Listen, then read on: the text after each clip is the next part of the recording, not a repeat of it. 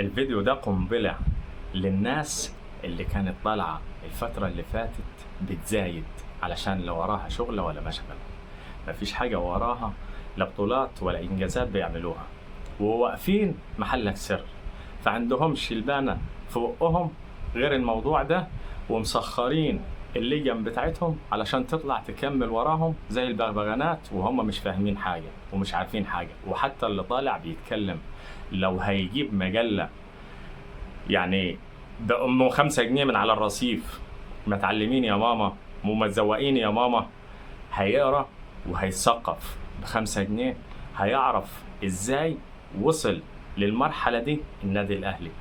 بس الكلام على مين؟ الكلام على ناس بتطلع علشان خاطر توجه جمهور بلجان بغبغانات مش فاهمين، وهو لو فاهم هيرتاح.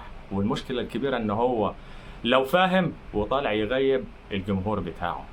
قصة القرن، ومين نادي القرن ومين فريق القرن، الأهلي ولا الزمالك، هنجيب أو جايب معايا قنبلة تنهي الكلام بتاع العالم الفاشلة، العالم البهايم اللي طالعة من الزريبة. يا ريت ترجع الزريبة بتاعتها والحمير ترجع وما تتكلمش تاني علشان تنهي الموضوع ده وما يتحكاش فيه تاني، تبقى ليلة وخلصت والقصة انتهت.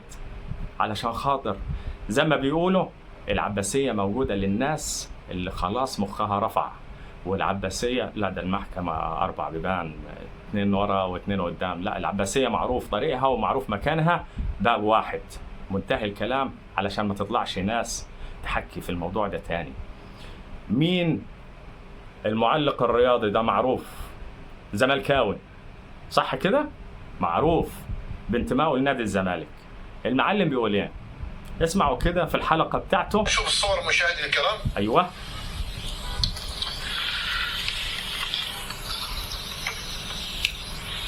الاهلي في التصنيف في المركز الاول من الفيفا يعني والاتحاد الافريقي. وغير مستغرب اعتقد كابتن كرامي، يعني قالوا ان بيراميدز موجود، وقالوا الزمالك موجود، وقالوا الوداد والفرق الثانيه هذا بركان، ولكن اعتقد الاهلي يعتري صداره المجموعه. ده التصنيف اللي حصل في الكاف. في الكاف. تفضل كابتن كرامي. شايف ان النادي الاهلي بيعتلي القمه كالعاده، ودي حاجه طبيعيه جدا وتليق بالنادي الاهلي. لكن انا هنا ليا ملحوظه عبد الله، الزمالك في المركز الكام عبد الله؟ السابع. بيراميدز في المركز السادس. ازاي بقى؟ السؤال بقى لكل الاستوديو، ازاي واحد عنده 5 بطولات في المركز السابع، وبيراميدز يملك بطوله في المركز الاول، وصن داونز يملك بطوله في المركز يمشون على النقاط، اعتقد في نقاط معينه. يبقى نظريه بطل القرن انتهت. طيب ما حدش كلمنا فيها نهائي. لا استنى عبد الله، ما تعديش الفيديو. لا اصل انت بتعدي الفيديو. وين بطل القرن دلوقتي؟ النظام اللي محسوم ايه؟ مين بطل القرن؟ الاهلي، مش الزمالك. 25 سنه بيقولوا لنا وبيضحكوا علينا 9 اكبر من ال7، احنا كان عندنا 9 بطولات. اصبح هنا بالنقاط صح. صن داونز يملك بطوله الثاني، بيراميدز يملك بطوله لسه واخدها اول امبارح السادس، الزمالك السابع ويملك 5 بطولات. شكرا، ما حدش كلمنا في طيب شكرا. خلص الكلام، النتيجة النهائية بالنقاط. والفيديو ده الناس اللي عايزة تشيره وتوصله لأبعد حدود براحتها، عايزة توصله للناس اللي هي بغبغانات، الناس اللي هي مش فاهمة براحتها. بيقول لك النادي الأهلي بطل القرن، بناء على إيه؟ بناء على النقاط. بناء على إيه؟ نادي الزمالك اللي عنده 5 بطولات في المركز السابع حاليا، في التصنيف الحالي في المركز السابع. مين قدامه؟ بيراميدز اللي واخد بطولة واحدة في المركز السادس. ومين في التصنيف الأول؟ النادي الأهلي. مين جاي بعده؟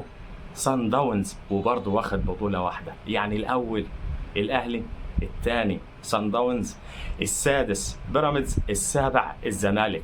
يبقى مين بطل القرن؟ علشان محدش يطلع ويقول نادي الزمالك هو نادي القرن، علشان الحمير والبهايم تتلم وترجع الزريبة بتاعتها وما تحكيش في الموضوع ده تاني.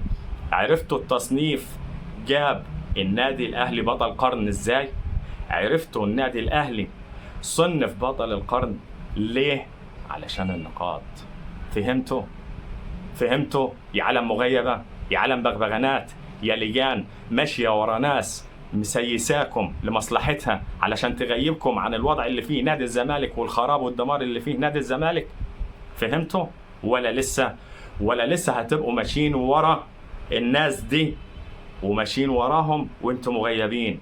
الفيديو ده المفروض ده يوصل لكل الناس، عايزه يوصل ويسمع في العالم كله، حتى في العالم العربي، علشان يعرف الوطن العربي وكل بني آدم وكل إنسان مين بطل ومين صاحب لقب القرن، علشان الكلام ينتهي والكلام واضح اهو بالمستندات والأدلة والكلام في الاستوديو ومن مذيع زملكاوي 100%، والرد عليه كان حاسم والرد كان نهائي وكان قاطع.